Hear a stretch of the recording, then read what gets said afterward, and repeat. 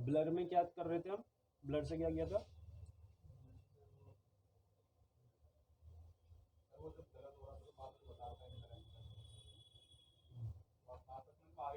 आगे बढ़ने नहीं दे रहा था। अगर हमने जो टेक्स्ट बॉक्स है उसमें हमने मार्क्स एंटर करवाए, अगर उसने 100 से गलत वैल्यू दी है, 200 दे दी, तो 200 लिखते ही लिखा और वो दूसरे टेक्स्ट बॉक्स पे आना चाह रहा है तो वो आ नहीं पाएगा, वो उस बॉक्स से हट नहीं पाएगा जब तक वो करेक्ट वैल्यू नहीं देगा, है ना। तो वो हमने वहाँ पे ब्लर इवेंट लगाई थी। तो ब्लर का मतलब है कि वो जब हम कर्सर को हटा रहे हैं तब ब्लर इवेंट एग्जीक्यूट होगी। तो जहाँ पे हमने फोकस और ब्लर का एग्जांपल है इसमें, तो जैसे 3 टेक्स्ट बॉक्सेस हैं, जैसे ही मैं इस पर क्लिक कर रहा हूँ तो फोकस इवेंट एग्जीक्यूट हुई है, और फोकस पे हम कुछ भी एक्शन परफॉर्म कर सकते हैं। यहाँ पे CSS को यूज़ किया हुआ है। तो जैसे ही हमने कर्सर रखा, फोकस इवेंट अकर हुई, इसका स्टाइलिंग चेंज करी, और जब हम दूसरे कहीं पे भी बाहर क्लिक करते हैं तो इसका फोकस हट गया, यानी कि ब्लर इवेंट एग्जीक्यूट हुई है। हटाने को बोलते हैं ब्लर। तो ब्लर इवेंट एग्जीक्यूट हुई और फिर हमने इसको नॉर्मल कर दिया, नॉर्मल वही वाला कलर कर दिया।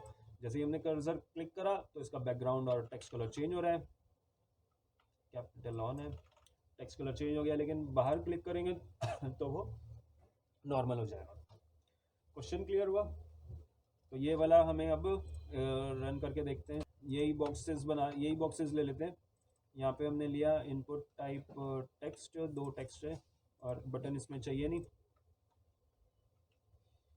और फिर स्क्रिप्ट हमारा कॉल होगा।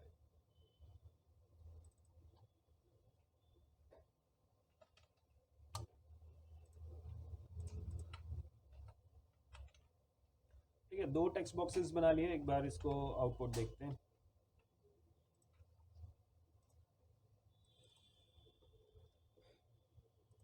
दो टेक्स्ट बॉक्सेस बना रखे हैं, यूजर नेम पासवर्ड वगैरह का, वही पुराने वाला ही है।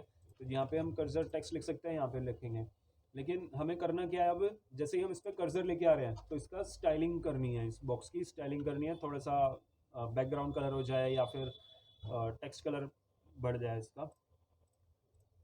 तो जो इवेंट यूज होगी वो कौन सी होगी, यहाँ पे हम लिख देंगे, नेम की ज़रूरत नहीं थी, यहाँ पे हटा देते हैं इसको। प्लेस होल्डर दे रखा है हमने, ये दे रखा है। तो यहाँ पे हम लगा देते हैं ऑन फोकस लगाते हैं। फोकस मतलब जब हम उस पर कर्सर आएगा तो ऑन फोकस इक्वल्स टू, और इक्वल्स टू के अंदर फंक्शन का नाम दे दिया हमने, फंक्शन 1। और यहाँ पे ये फंक्शन 1 हमने यहाँ पे डिफाइन कर रखा है। तो जैसे ही हम उस पर कर्सर लाएंगे ये वाला फंक्शन एग्जीक्यूट होगा कि उस टेक्स्ट बॉक्स की स्टाइलिंग करते हैं, जैसे हमने एग्जाम्पल में देखा था। User name dot style, user name मतलब टेक्स्ट बॉक्स का स्टाइल चेंज करना है। अब CSS की प्रॉपर्टी बताओ कौन सी करनी है। तो CSS की प्रॉपर्टी तुमने बता दी बैकग्राउंड, ठीक है। अब इसकी वैल्यू आती है, तो वैल्यू हम देते हैं इक्वल टू करके। इक्वल टू के बाद क्या आएगा, वैल्यू आएगी जिस जो वैल्यू का मतलब किसकी वैल्यू आई है, कलर की वैल्यू।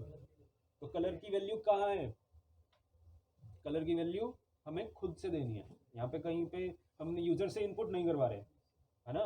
तो कलर का जो अभी स्टैंडर्ड है वो हम खुद से बनाएंगे, तो हमें यहाँ पे खुद वैल्यू देनी है। तो यहाँ पे कुछ भी एक वैल्यू दे दो, येलो दे देते हैं, ठीक है। और इसकी ज़रूरत नहीं है तो सीधा ये लिख देंगे, यूज़र नेम के स्टाइल होगा और बैकग्राउंड कलर उसमें से क्या हो जाएगा, येलो हो जाएगा। और तब होगा जैसे ही हम उस पर कर्सर लेके आएंगे, फोकस फोकस मतलब जैसे ही कर्सर रखेंगे। तो जैसे ही हमने इस पर क्लिक करा, ये चल नहीं रहा,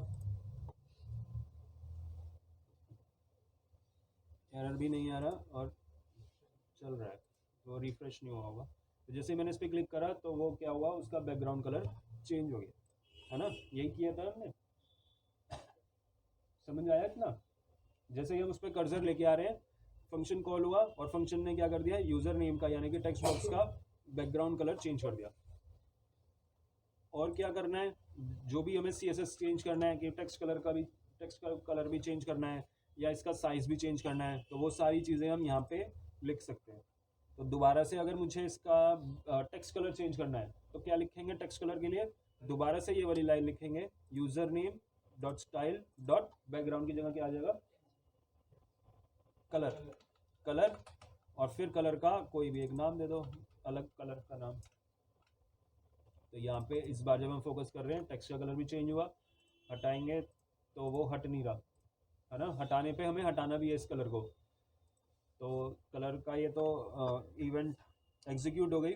तो हटाने के लिए हम क्या यूज़ करेंगे, ऑन ब्लर।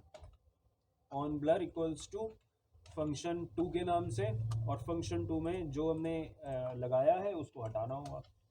तो यही सेम चीज़ दोबारा से। और बैकग्राउंड कलर डिफ़ॉल्ट क्या था, वाइट, और टेक्स्ट का कलर ब्लैक। तो वही हमने डिफ़ॉल्ट वाला कलर अप्लाई दोबारा से कर दिया। तो यहाँ पे जब हम कर्सर लिख रहे हैं और हटा रहे हैं तो वो वापस नॉर्मल हो गया।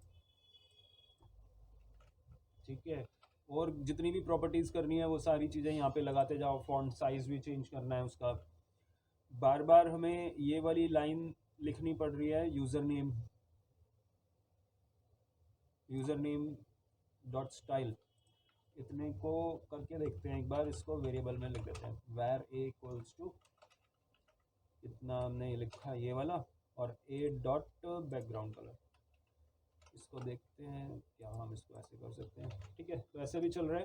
तो ये वाला जो लाइन है ये हमारा सिंपल ए से चल जाएगा, या फिर इसको अगर हम यहाँ पे भी लिखेंगे तो यहाँ पे भी वो चल जाना चाहिए ना। हाँ, क्या कह रहे हो, फंक्शन 2 में वैर लिया नहीं हमने। हाँ, तो वो मैं ये कहना चाहता हूँ कि ये वाली जो वैल्यू है ए की, इसमें एक्सेस हो जाएगी, नहीं हो पाएगी ना। क्यों, रीज़न, क्योंकि इसका स्कोप यहाँ से यहाँ तक ही है, और इसको बोलते हैं हम लोकल वेरिएबल। तो इसको ग्लोबल बनाना होगा। तो ग्लोबल का मतलब होता है हर फंक्शन में एक्सेस हो पाएगा। तो ग्लोबल बनाने के लिए क्या कर देंगे, इसको बाहर लिख देंगे। तो ये हमारा ग्लोबल फंक्शन बन गया। अब ये हर जगह एक्सेस हो पाएगा। तो नीचे भी एक्सेस हो रहा है, हटाने पे भी और लगाने पे भी।